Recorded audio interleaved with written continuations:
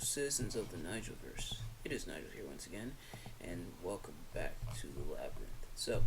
Uh, Today's episode of Nigel Dixie's Tales from the Labyrinth, I think it's going to be a pretty interesting one. I think you guys will really enjoy these poems. So without further ado, let's get right into it. For those of you who are new to Nigel Dixie's Tales from the Labyrinth, pretty much what I do is I read poetry. I start off by reading. I read 5 poems in total, but I start off by reading 3 poems written by myself because, I love to write poetry and everything. But then 2 poems from other interesting, prolific poets. So without further ado, let's get right into it. So this first one is called Things That Make Me Happy.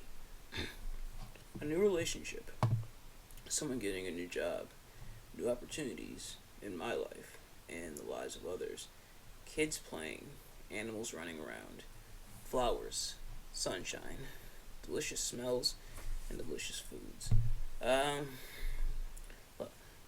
All stuff that, like the poem suggests, makes me happy. Stuff I like when someone gets a new job, or is in a new relationship, got a new boyfriend, girlfriend, whatever. I usually like to say, congrats, all that good stuff. Smelling food and tasting food, of course, always great stuff. Seeing kids running around and playing, and seeing animals, especially cute animals running around, is always kind of nice. Flowers, sunshine, nature, all that good stuff. So just things that make me happy, things that I just like to see and everything out and about. But this next poem is called Power. Power is big. Power is important. Power holds weight and authority. Power is enticing. Power is tempting, and power is corrupting. Now, I don't want to sound too general when I say this, but they say that absolute power corrupts absolutely, and sadly, that's something we've seen a lot throughout the course of human history. People in a position of power are abusing that power, and pretty much using it to lord over others and to twist and contort a lot of things to fit their own twisted image. And it's something we've seen before. Not the first time it's happened in history. Sadly, likely won't be the last. But power is a big responsibility, and to see people abusing it's disheartening, and especially the ways they abuse it is always disheartening. Whether in this country, the United States, or in any other country, seeing those types of things going on is always disheartening for me. But like I said, it's been around for ages, for centuries. It's just one of those things where it's not really gonna go away. But this next one is called Life. What is life? A question asked for millennia. Is it comfort and stability? Is it having everything ever? Is it family and friends? Is it isolation? Is it good or bad? Or perhaps somewhere in between?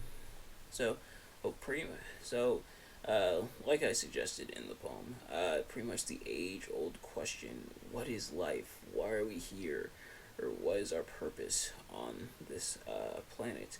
And so, asking some of those questions, I feel like life is usually what you define it as within your own self, being comfortable, having a lot of money, having a good relationship with your friends and family, and all that, or maybe being secluded. Maybe you don't really want to interact with too many people. Whole life, I feel like, is pretty much what you make of it. And obviously, there's things in life that we can't control, but there's a lot that we can control in life. If life is usually less about what happens to us and more about how we react to it. And that, I think, is the major part of life. At least my definition of it. But maybe your definition of life is different, I should say.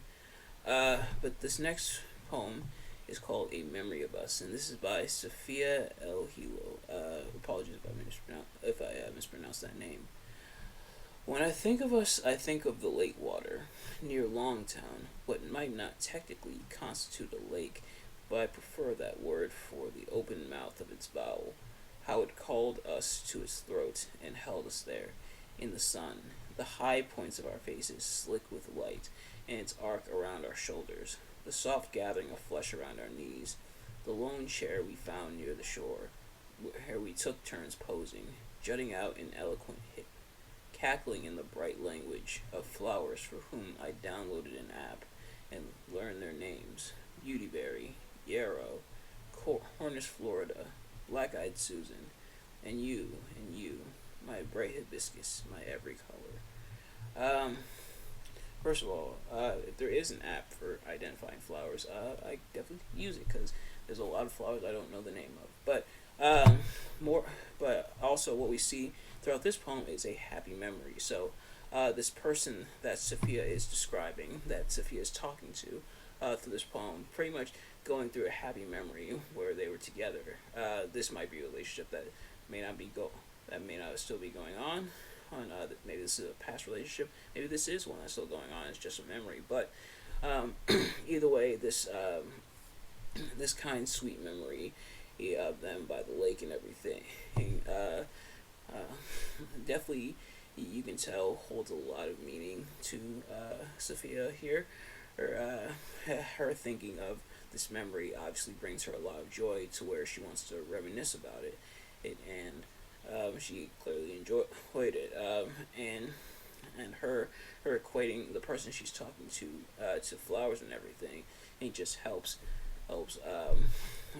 her remember this more fondly, this memory that she has of her and this person, and so it's just a nice memory for her. And then this last one is called The Black Finger, and this is by Angelina, Weld, Grimke. Again, if I mispronounced the name, I apologize. I have just seen a most beautiful thing, slim and still, against a gold sky, a straight black cypress, sensitive, exquisite, a black finger pointing upwards. Why, beautiful still finger, are you black? And why are you pointing upwards? So an interesting poem. Seeing a black finger, or aka a person of color, African American person, pointing towards the sky. Seeing a black person pointing towards the sky. Why are they pointing towards the sky? It's not. I really explain why. Just more so speculating about why the person is pointing towards the sky and why the person is there, or pointing against the gold sky. Perhaps the person that's pointing is pointing up at something. We're not sure, or we're not given a lot of context, but I think that was the idea, to kind of maybe come to a conclusion while also pondering why are they pointing at the sky and why are they there pointing at the sky. But nevertheless, that's going to do it for this episode. Thank you all so much for watching. I hope you enjoyed some very interesting poems here. But thank you all so much for watching. If you did enjoy, please do me a favor. Like, comment, subscribe, share it with your friends, turn on post notifications so you know every time I upload a video so you can see as soon as it drops. Let me know in the comments below your thoughts on the poems I read. Your favorite and least favorite. What you thought of the poems in your interpretation of them. I'd love to hear from you guys, and I will see you guys later. Peace.